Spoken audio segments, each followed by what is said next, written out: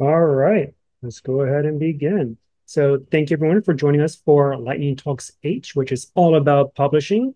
I'd like to welcome our very first presenter, Monica, who is going to present a good looking policy, what features need to be included in open policies to make them most effective.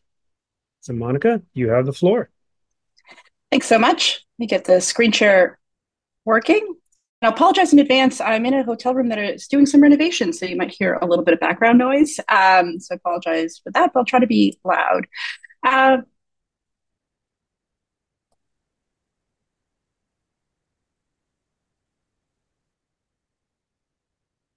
sorry, I just heard some audio. Sorry, I will correct that. Let me know when I'm good to start. You're good. All right, thanks so much. So yeah, as was mentioned, I'm here to talk with some colleagues about what features need to be included in open policies to make them most effective. And really, I've seen a central theme of the presentations today are going to be about equity, and that really is at the center of making a policy effective. Oh, I'm going to go ahead and stop there.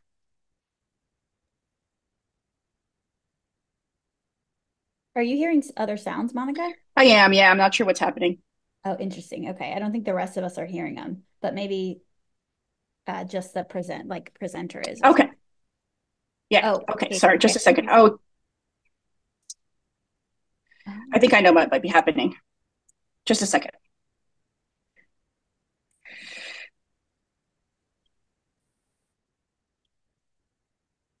Okay, there we go.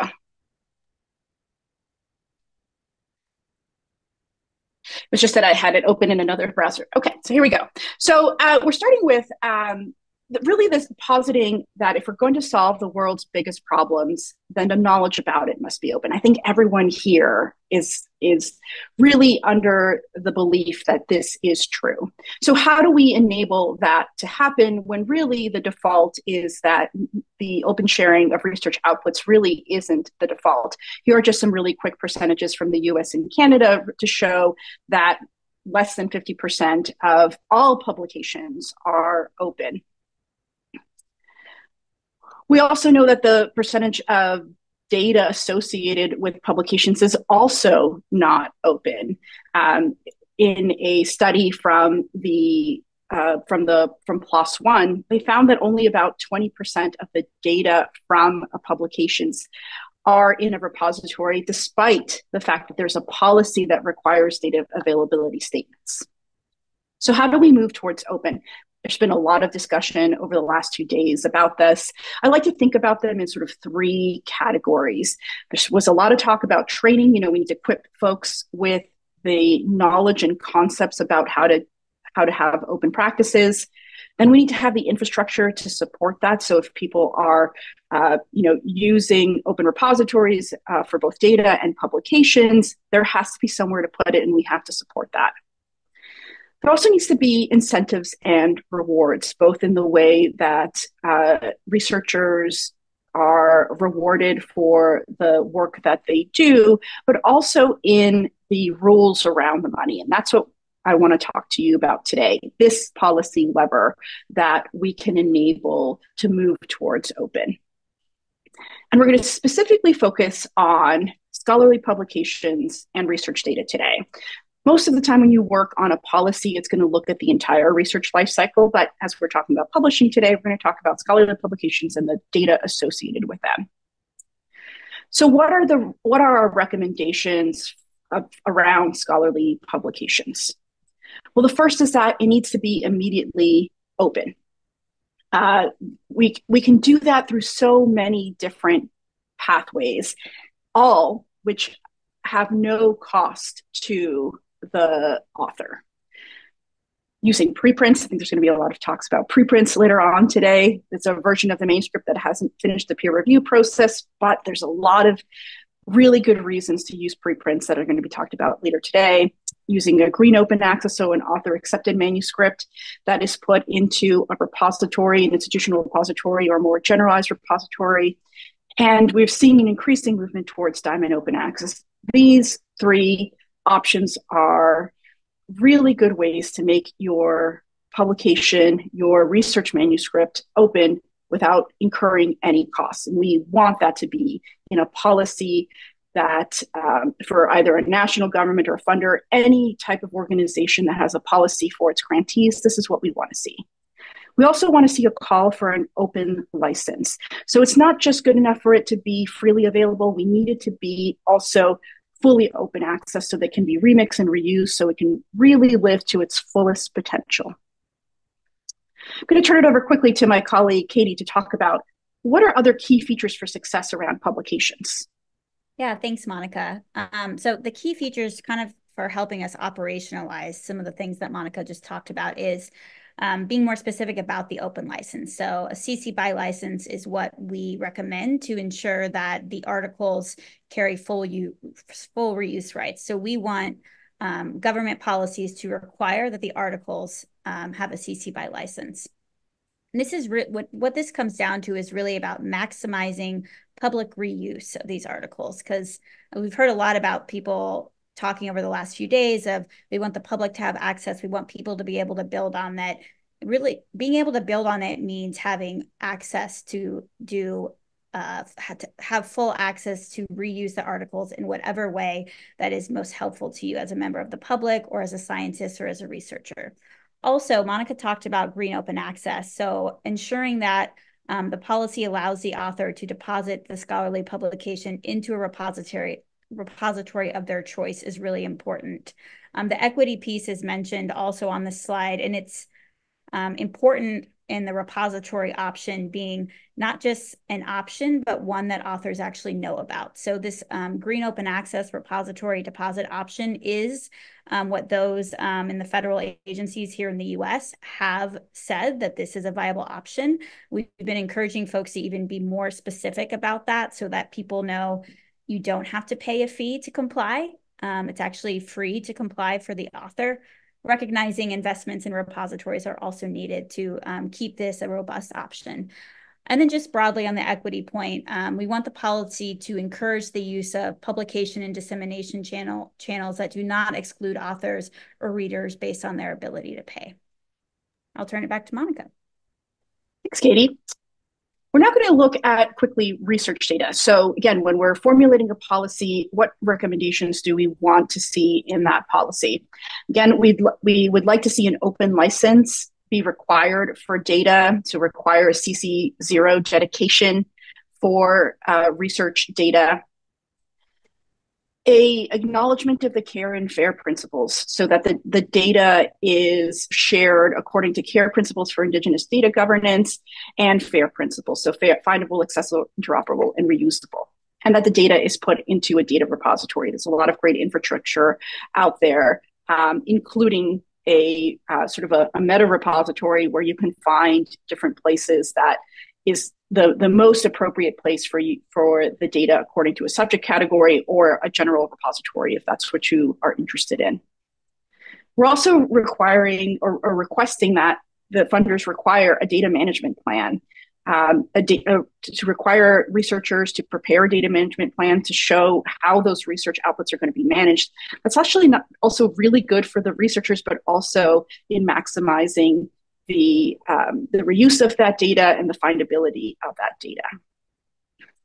And we're putting all of this into action through our Open Climate Campaign. So Katie and I are both members of the Open Climate Campaign. We're working to make the open sharing of research outputs the norm in climate science. We're doing it through sort of 5 different routes. We're doing advocacy, coalition building. We have a policy lab where we work with funders, national governments, environmental organizations to create policies that have those recommendations that we talked about today, to implement strong OA policies to make the open sharing of research outputs the norm in climate science, but also having that percolate to all disciplines. We're also creating an unbinding lab where we're opening up the world's most important climate change research, because we need that information to be able to solve the world's greatest challenges, including climate change. If you're interested about knowing more about the Open Climate Campaign, you can join us at openclimatecampaign.org. Thank you. And I'll put the link to the slides so you can remix and reuse them in the chat. All right, thank you. I'd like to introduce our second presenter, Maria, who's going to present supporting preprint review through open community standards. Hi, everyone. Thank you so much. And the perspective that I bring today is that of the life sciences. I'm based at the European Bioinformatics Institute, where we run tools and services, for example, databases for life science researchers.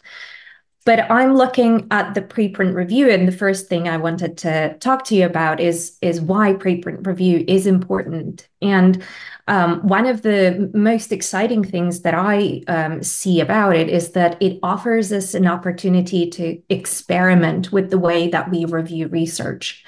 Preprint review is mostly publicly available, which means it's expanding access to reviews and helping to put knowledge in context for non-experts. It's also expanding reviewers' pool, potentially to underrepresented communities that were possibly excluded from the traditional review route. It gives an opportunity to provide credit for review itself. And importantly, it just allows us to play with different approaches. And in fact, the preprint evaluation is picking up pace, especially in the post-pandemic world. It is still in its early stages for life sciences, perhaps, but it is something that's growing. And you can see that not only in terms of number of reviews, but also in terms of the number of initiatives that review preprints. Reimagine Review project from ASAP Bio counts over 35 different groups that review preprints in the life sciences, some of which are represented on the slide. While this means that there are many new and potentially exciting approaches coming from this diversity, it also presents some challenges. And the biggest challenge, perhaps, is that we cannot use what we don't know about. And so for researchers to be able to get all of the knowledge from the research literature in a single tool, it requires existence of services that bridge the gaps between the diverse landscape of preprint servers, the diverse landscape of review groups. And in order to create services such as this, we need to find some common ground. This is where standards are particularly important. As just one example, an importance of common language. So on this slide, there's an example from two review groups, Biophysics Collab and RRID. They both score preprints on the strength of evidence presented in them, but they do it in a slightly different way. And so it's important now that the field is still developing to think about how we're going to approach this and find common ways to talk about things. We also need some common pathways to build this infrastructure. In order to create tools and services, we need things like APIs, schemas, metadata standards. And again, in an example on this slide, one of the groups that reviews preprints, pre-review, deposits reviews in Zenodo, a generalist repository, which in turn registers DataCite DOIs. And all three of these places have their own APIs with possibly their own setups. And so each tool and service that uses these has to decide what works for them. So how do we find common ground? And one example of this is DocMaps. DocMaps is a community-endorsed open source framework. It uses a standard vocabulary to record steps in the review process.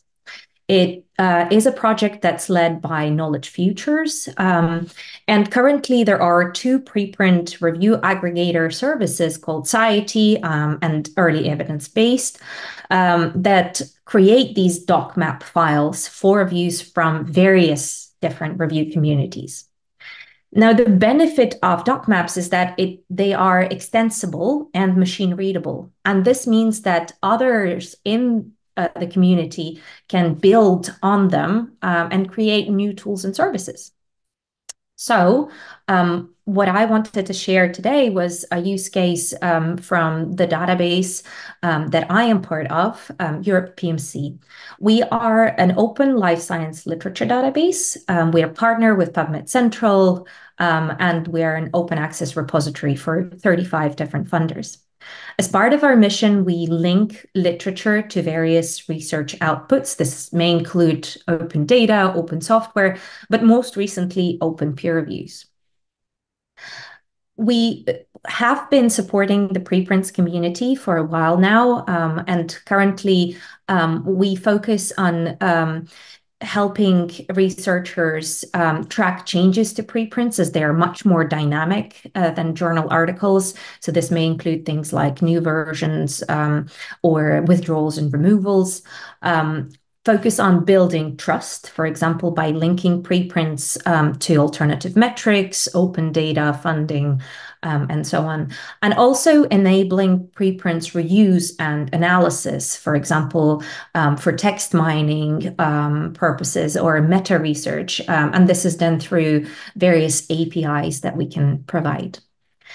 Now, for us to connect preprints and reviews, we were able to do this much better by using and adopting the doc maps. And we ingest doc map files for reviews from various groups through Society and Early Evidence Base. And what this means for us is that we now can build new features that life science researchers can use. So things like filters to find specifically reviewed preprints. Things like notifications about preprint review status.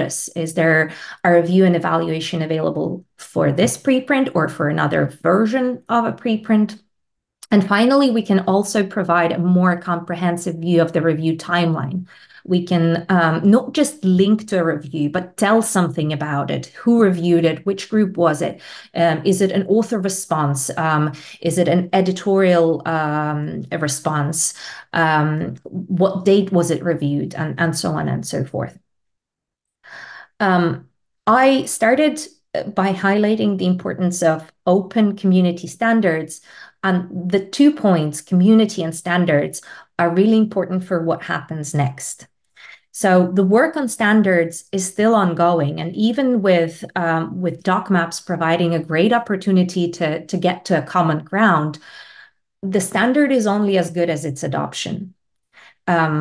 Doc maps has to be quite flexible to accommodate for various use cases, but that also means that sometimes we generalize to a point where we lose some of that granularity. So I talked about review types, and it's really important to know whether or not it's an author response or an editor's response. But it's also interesting that review can encompass many different things, from single line comments to endorsements of a type, I really like this preprint, to a complete journal article style peer review.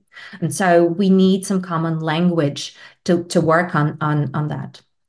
There are also new and really interesting experiments with preprint review. So for example, peer review, the group that I've mentioned earlier, they offer pseudonymized reviews. So the identity of the reviewer is known to the group, but it isn't shown.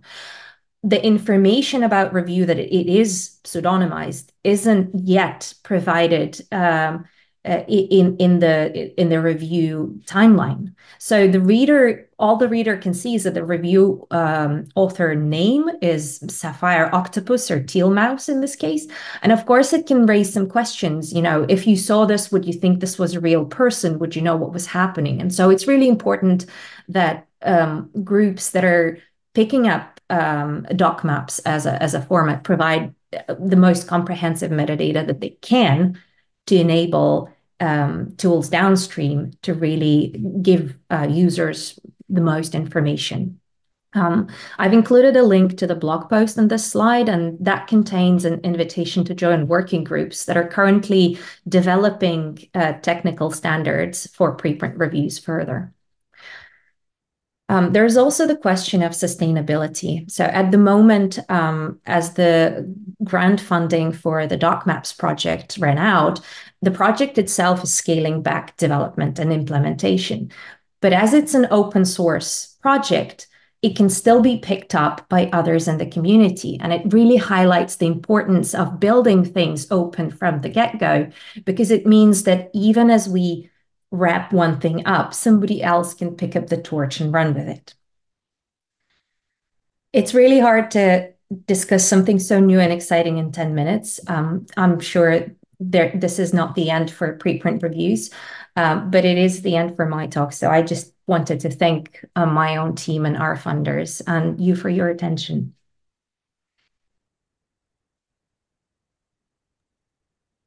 Thank you.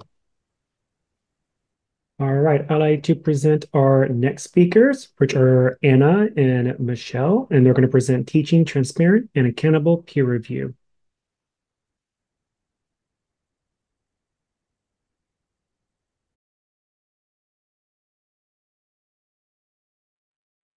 Hi, everyone. Thank you so much. My name is Michelle Avasar Whiting. I am a program officer concerned with all things open science at the Howard Hughes Medical Institute.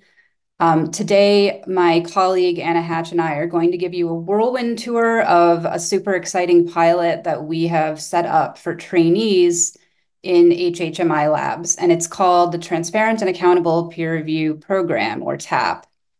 So I'm going to explain what it is and then take you through the goals and timelines of the pilot. And then Anna will break down what the course material actually covers, the resources that we provided to trainees to set them up for success, and where we are now with this pilot. So first off, I just want to acknowledge the people who brought this to life, my colleague Anna, and also Jessica and Iracha, who hardly need any introduction, I think, here.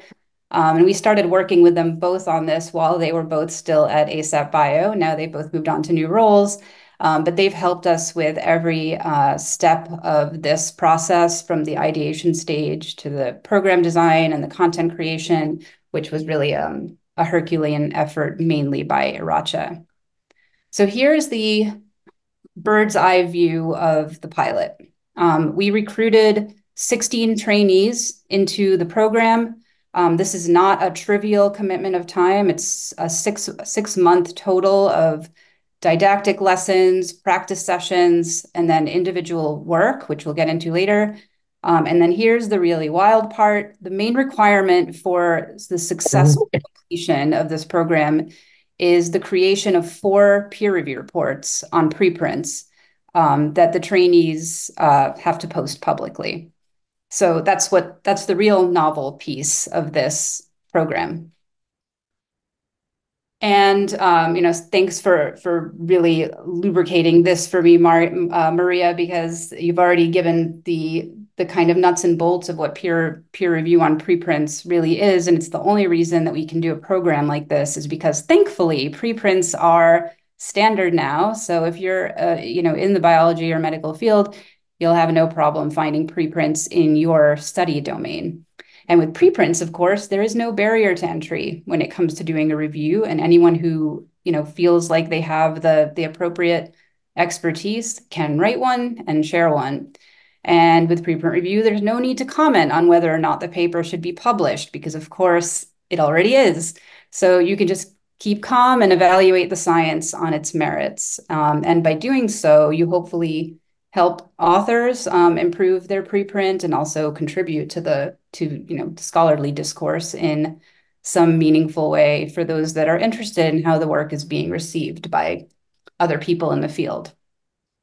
So I want to explain briefly what we're trying to accomplish with this program. For the trainees, the goals are several-fold. First, we want to basically explain the purpose of peer review, how it works, what it can and can't accomplish, and go through the various forms that it can take in this brave new world.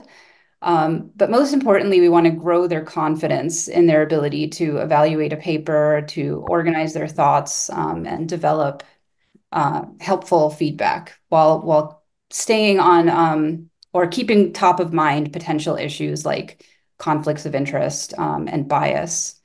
And we see this peer review work as a complement to more traditional scholarly outputs. So we hope that this allows trainees to add that to their portfolio of scholarship in a way that they could highlight, for example, on a CV or on a grant application. We needed to get the mentors on board with this because they have to give some level of oversight to their trainees while they're creating their reviews. They can't do it by themselves. So this is how we sort of pitch this to mentors at HHMI who are notoriously overstretched. We contend that participation in a program like this is a strong demonstration of their commitment to HHMI's core values, really all of them, but especially the one that we call developing others for obvious reasons. But also, these are exactly the sorts of activities that help to foster, a healthy lab environment, signal to potential trainees that the lab is a great place to be, aside from the amazing science being done there. So here's the program timeline and the deliverables that come with it. So January and February, which are behind us now, there were 4 online training modules and then 2 online practice sessions. In March and June, the trainees are on their own, doing their own 4 peer reviews that they're working on with the support of their mentors. We check those reports before they post them publicly. By the way, they're posting them to the pre-review platform that we just heard about. This is where we are now.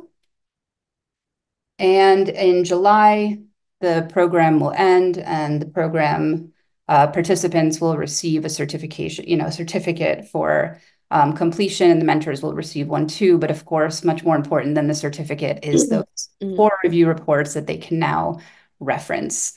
So now I'm going to pass it off to Anna, and Anna, I can advance your slides. Awesome. Thank you, Michelle.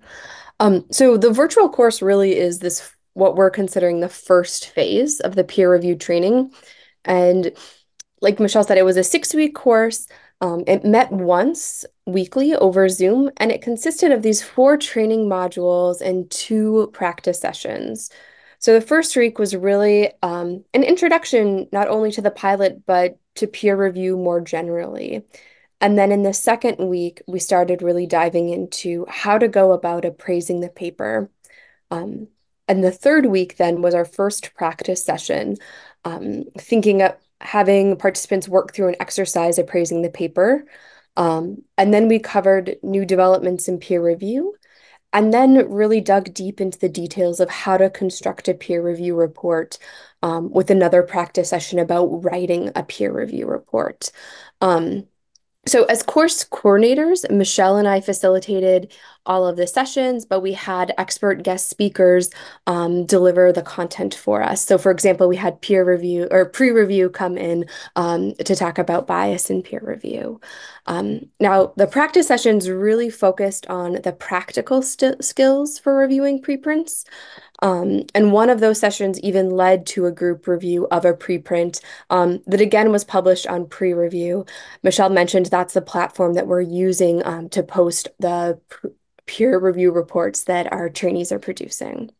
So in the second phase of training, if you want to go to the next slide, Michelle, trainees are working with their supervisor or mentor to produce these 4 peer review reports on preprints. So what that means is that they're working with their mentor to select a preprint to review, and then it's the trainee's responsibility to draft the first review report. The mentor then provides feedback. The trainee incorporates that feedback. Once they agree on the report, it comes to us at HHMI. We do a quick check of the report, and then we email the authors, and then it's posted to the pre-review platform. All right, Michelle, next slide. So just to highlight that we created several resources to help trainees write their 4 peer review reports. So these include a workflow or a process for constructing the report, a list of items to consider when crafting the report. So that's what you're seeing on the slide here. We also used ASAP Bio's FAST principles for preprint feedback. And then we shared with them the rubric that we're using to check their review reports, as well as instructions for posting reports on pre-review. All right, next slide. So another key aspect of the course was helping trainees really to understand what a good peer review looks like through examples. So to do this, we identified several preprint peer review reports and open peer reviews from journal articles, really to highlight what worked in the review or what could be improved. And then, as Michelle said, we're in the second phase of this peer review training program. Participants are working with their mentors to produce these peer review reports, and then the pilot's going to wrap up in July, not January. But then once it does wrap up, we have a couple of next steps in mind. So first off, we really want to analyze the outcomes of the pilot. So we're working with More Brains to do that. And then we're planning on incorporating those learnings to help us improve the training and further scale up the program to include more participants from the HHMI community. But we also want to make the course content and planning materials openly accessible so that it can be adopted and adapted more broadly by other organizations. So thank you so much for your time.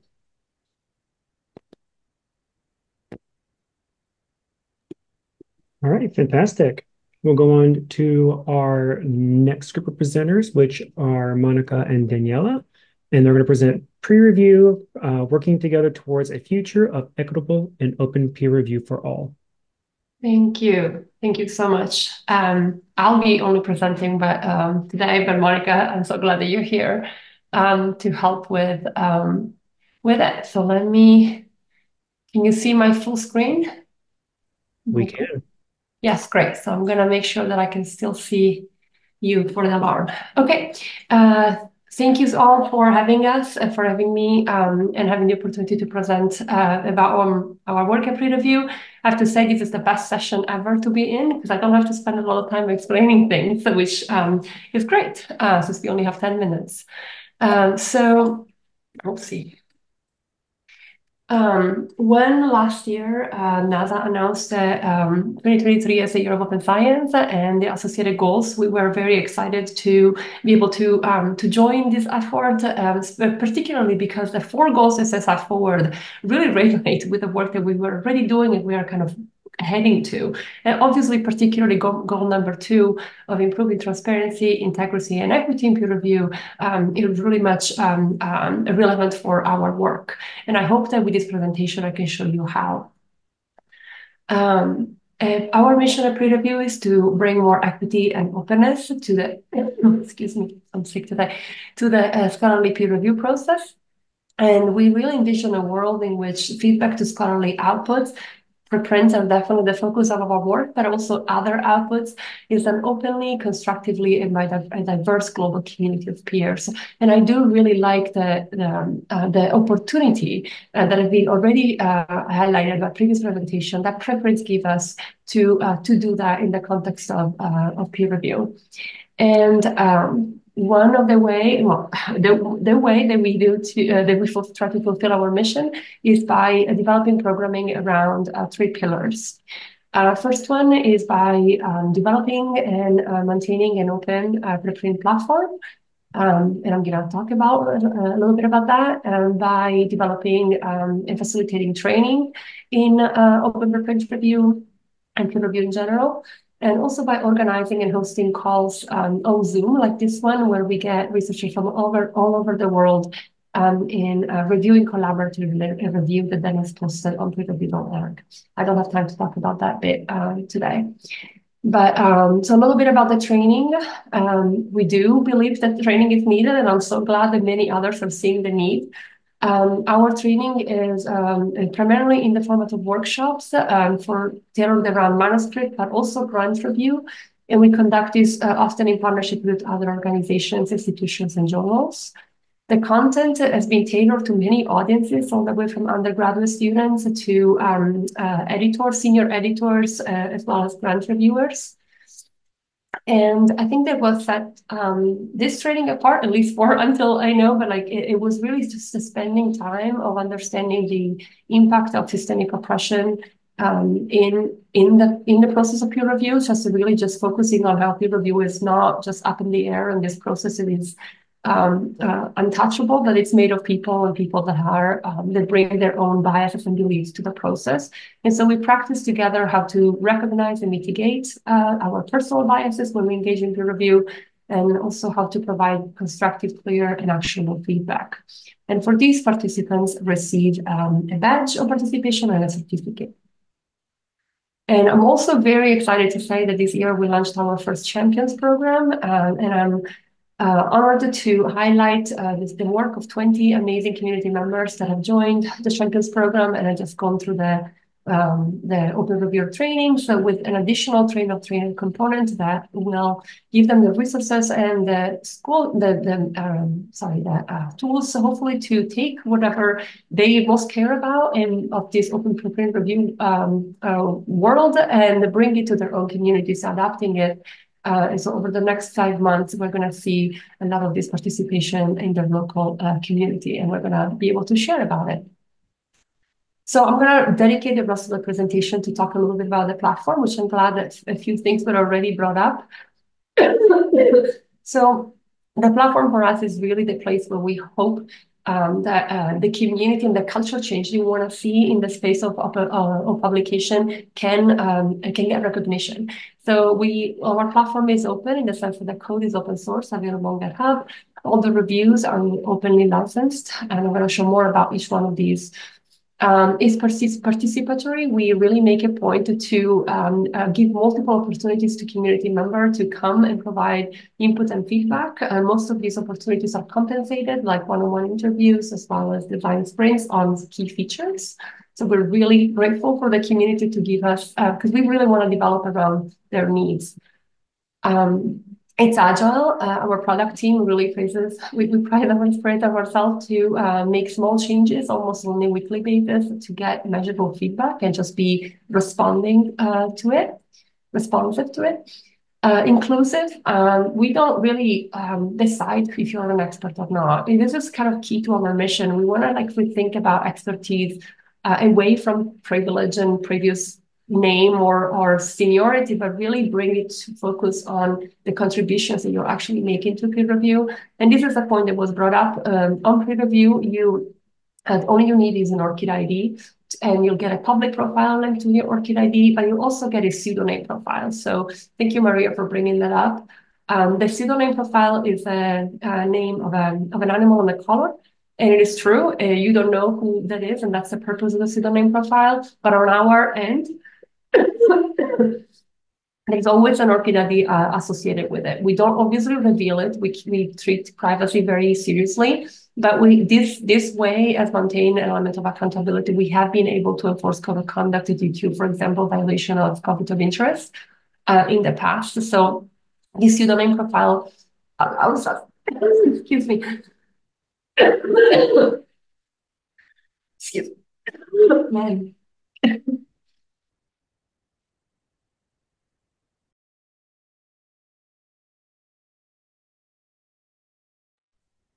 I'm sorry, I'm being sick. Okay, 1 sec.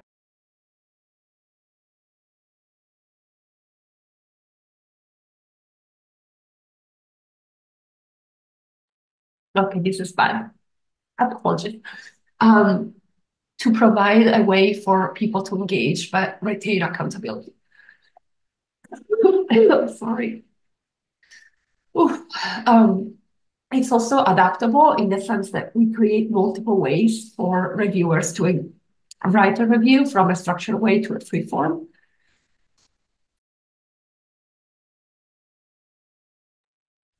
It's citable. All the reviews get a digital auditor identifier via Zenodo, and it's as interoperable as we can make it work. So that means that we currently reviews can be made from preprints posted across 22 preprint servers. And what that means is that if you have a DOI, we can pull the metadata and associate it with the review. Links to reviews also appear bioRxiv, medRxiv, European Sea, and Society. And via Core Notify, we're enabled auto-driven requests. And I'm going to show you a little bit about that. So if you go to prereview.org and you want to review, all you do is click on the big red button and then go through a series of prompts that will end up in a publication of a review. This is a review actually published by the HHMI TAP training pilot group. And as you can see, there is a license, a DOI, and as well, and there's also the tag of that club. And so what are pre-review clubs? Pre-review clubs are groups of reviewers that identify under the same name or the same identity. For example, the FA Bioneurobiology crowd was one of the first clubs that joined. And then we had other clubs that were kind of tailored more around the specific discipline. And then, of course, also they can be just part of the same training pilot, like the HHMI group. And what we're hoping to do through clubs is to really just enable club leads, in this case, to develop their own path to reviewing, allowing them to make the club open or closed as much as they need to be so. So this is early development, and we're really lucky to work with club leads that are helping us learn more about what this could be and the potential for these. I added back this slide because I wanted to show again that kind of pseudonym. I'm showing my pseudonym here, which means that it no longer is anonymous. But so you're going to have, authors are going to, or reviewer are going to have this distinction and this option to choose between two names. But if I decide to publish with my public name, you'll get your reviews also listed under the peer review tab on your ORCID profiles if you make that available in public. So this is a way to kind of increase recognition of the work. I see that I don't have much time, but I wanted to mention this bit, which is Core Notify, so has enabled authors publishing on bioRxiv and seal of preference to request feedback from the review community, which currently is feeding into a request for review channel on our Slack, and our Slack community can see these requests and it immediately can go and write a review or read further information about the preprint. And these are just early stages of work that is coming up on search and recommendation.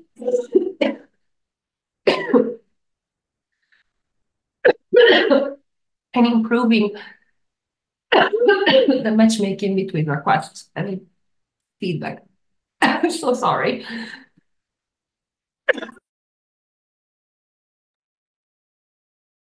I'm almost at the end, sorry. Do you want me to finish, Danny? Yes, so thank you so much. So Danny's just talking about new features that we are bringing to pre-review. So speaking about equity, we're looking at the localization translation of our website and the resources that are all openly licensed. And fostering, just thinking about sort of a long-term sustainability of something like pre-review via the Equitable Review Network. This is something we want to have as a resource for folks, and we're looking at ways in which we can make this sustainable so that this resource continues to exist and we can elevate the voices of early career researchers and those that have been excluded from scholarly review.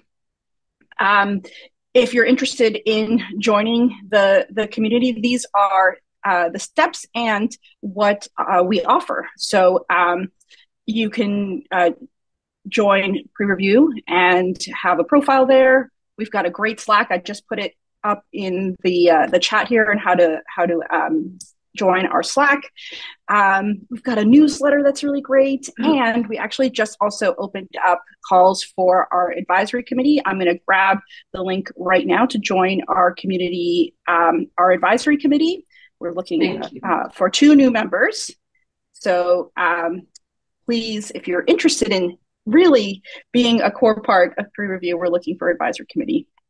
If you are an organization, yeah, I saw that we are at time. So I thank you for bringing this part, but I just wanted to make sure that we end with a thank you. Sorry, Monica, just you might not have No, no seen worries. them.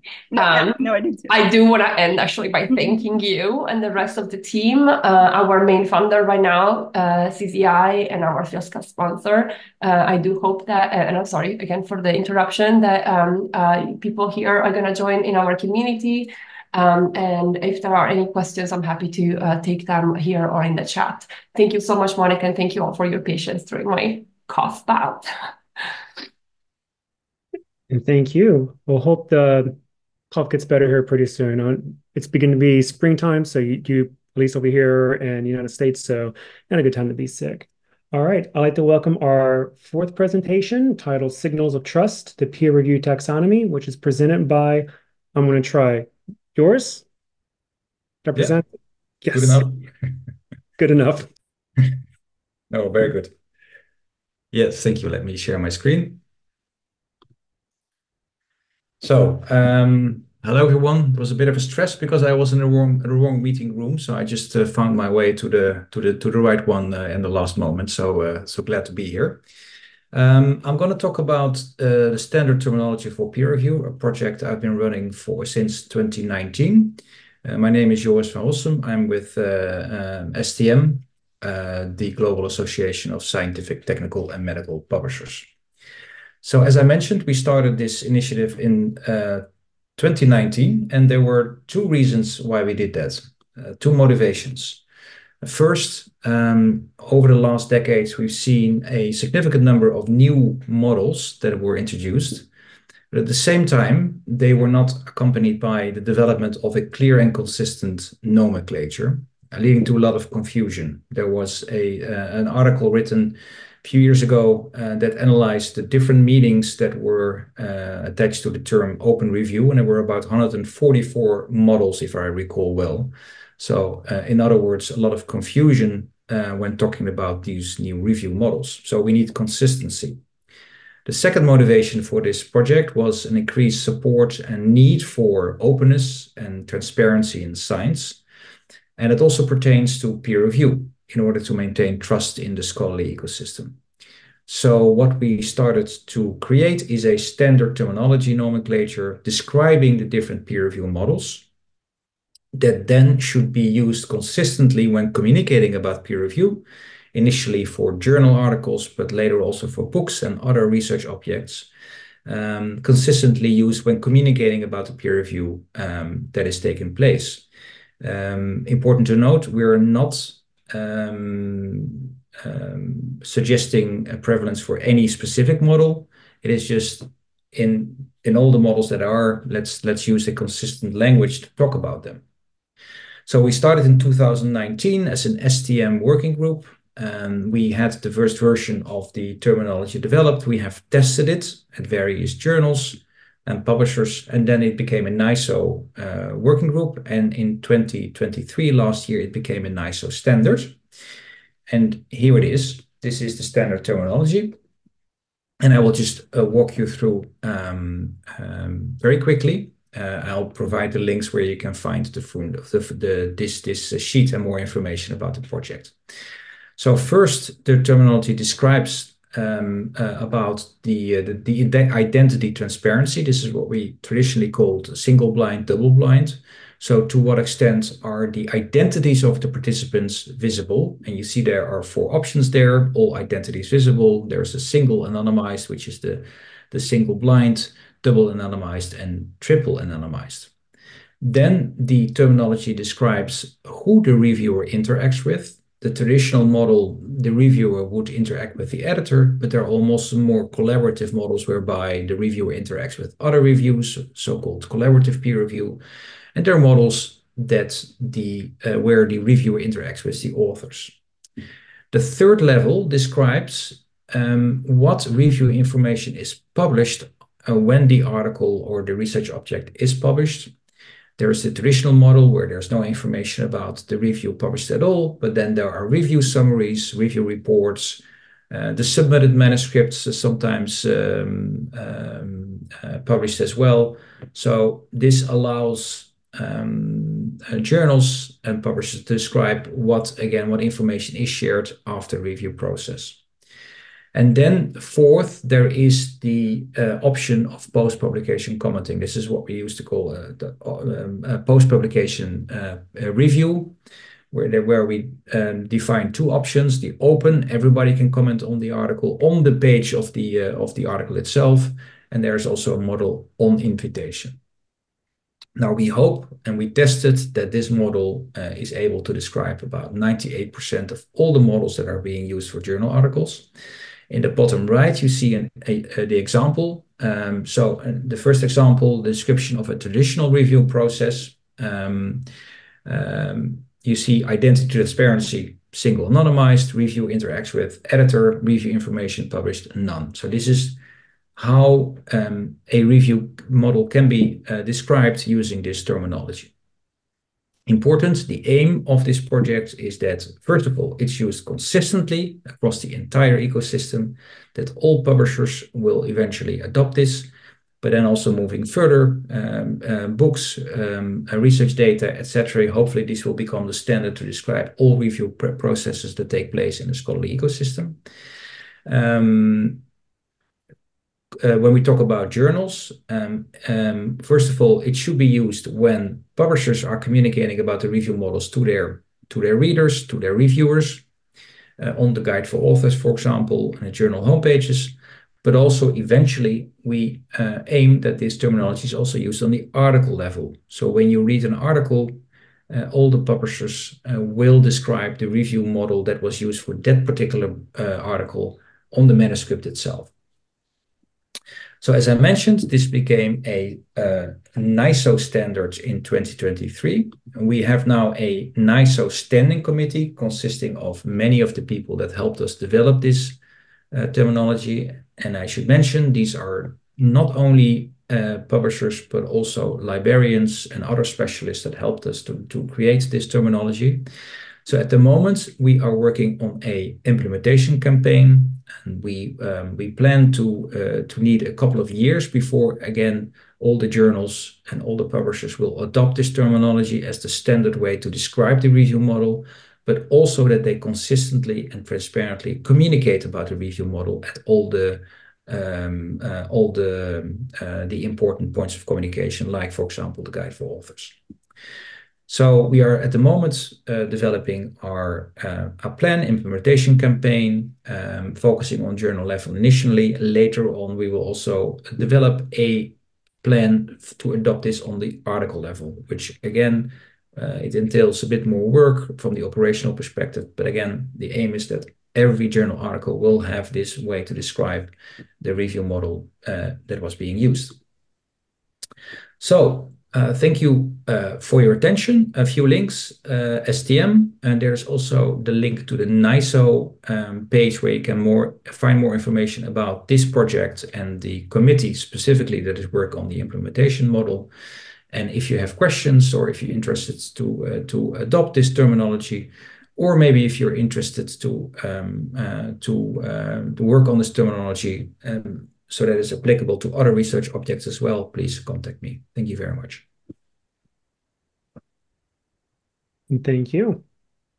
All right, and now it's time for our final presentation, HTML at Archive, why flexible research formats are important for equitable access to open science. And that will be presented by, I am not going to embarrass myself again. What is the correct way to pronounce your name? My name is Shamsi. Shamsi. All right. Okay, great. Thank you. And I'm Sarah. So Sarah and I are going to talk about one facet of open science, accessibility, which of course people on this call know means ensuring access regardless of disability. And Sarah and I are going to cover some of the ways that without accessibility, we can't really call it open science. Sarah, do you think you could start us off with a brief intro?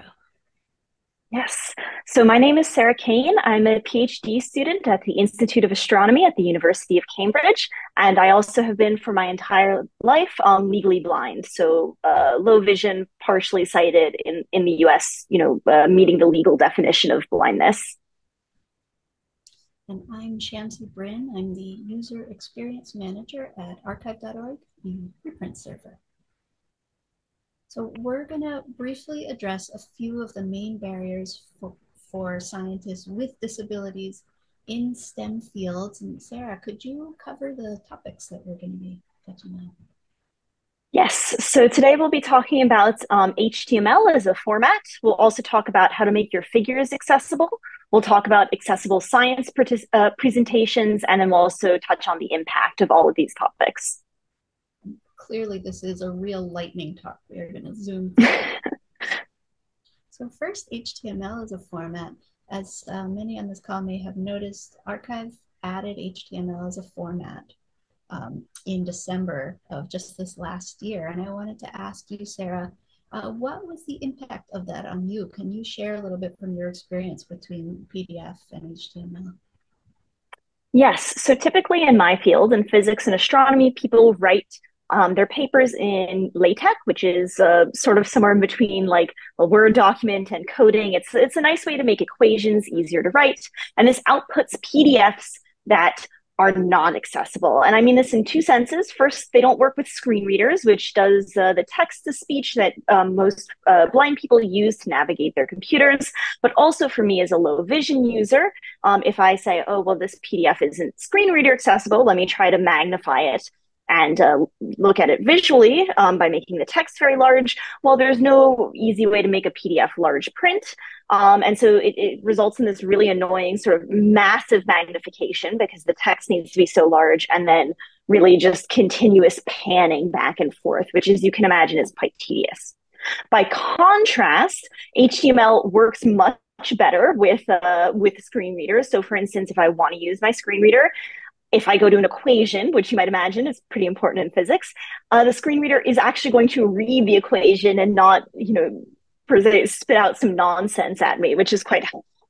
If I happen to want to read the paper visually because I'm low vision, I can make the text larger. I personally like to import the HTML files into VoiceStream Reader, which is an app. And the text, can be made large. You can invert the colors for dark mode. And again, the math imports beautifully. It is really just an order of magnitude better than a PDF. And in fact, I even talked to my sighted colleagues, my fellow PhD students, and so on. And they talk about how HTML, again, gives them this more pleasant sort of aesthetic experience than a PDF. Thanks so much, Sarah. That was such a great intro. Because we do have to move so fast, let's move on to figures and alternative text, sometimes called alt text, which adds a description to an image for a screen reader. Sarah, could you share with us again some of your experiences with alt text and what you'd like us to keep in mind? Yes, often when I talk to people about alt text, I hear from them that they're not really sure where to begin with alt text, especially for figures and papers. What I always tell them here is that something is better than nothing. So any description any alt text, any description you put on your figures is better than just blank space. Generally, the feedback I give is what information is important to the paper to take away from that figure. So that could be starting with really basic things like axis labels and what information, what data you're plotting. But then what trends, what features in the data convey the relevant information to understand what is going on in that paper. I wanted to add too that now that arXiv has rolled out HTML as a format, there's actually a reason to add alt text to your LaTeX files. And you can do this quite easily by using the package GraphicX, a really popular package. About half of the papers that are posted on arXiv already use this package.